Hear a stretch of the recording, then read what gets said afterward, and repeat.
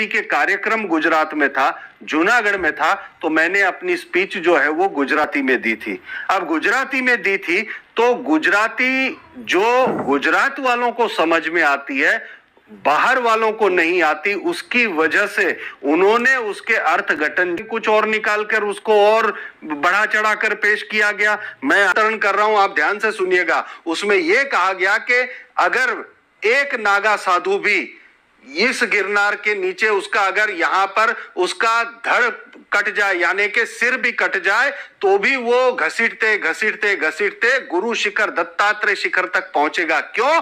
क्योंकि हमारे जो अखाड़े के आराध्य हैं वो भगवान दत्तात्रेय हैं, जिसके लाखों नागा साधु पूजा करते हैं, अर्चना करते हैं। इतनी अटूट श्रद्धा उनके अंदर है। तो हमारा जैन धर्म तो ये कहता है कि यदि नहीं कहा है तो बहुत अच्छी बात, हमें तो कोई ऐतराज नहीं। हम तो सदा से वात्सल प्रेमी थे, सबको गले लगाते आए और लगाते रहेंगे। हमारा जैनी संकल्प ही हिंसा का त्याग होता है। हमारा कोई भी किसी से कोई वैरभाव नहीं। यदि नहीं कहा है तो बहुत अच्छा, ऐसा ही होना चाहिए। मुझे बहुत दुख था कि हमारे भारत में हिंदू और जैनी दोनों के भगवान भारत में जन्मे, दोनों के भगवानों ने भारत में विहार किया और दोनों के भगवानों को भारत से ही मुक्ति की प्राप्ति हुई।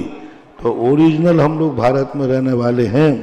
तो हमें दुख था कि हमारे जैनियों के प्रति हमारे ही भारतवासी ने ऐसा क्यों कहा।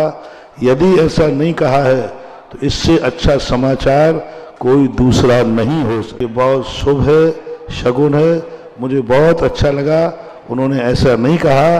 तो हम सब एक है, हमारा भारत अखंड था, अखंड है और अखंड ही रहना। तो अच्छा, सारे भारत को भी संदेशा है, सारे क्लेश, सारे विकल्प, जो उस दिन शब्द सुनकर के क्लेश हुआ था, उन सब क्लेशों को जो शब्द उन्होंने कहा कि मैंने ऐसा नहीं कहा, बस इतनी काफी है।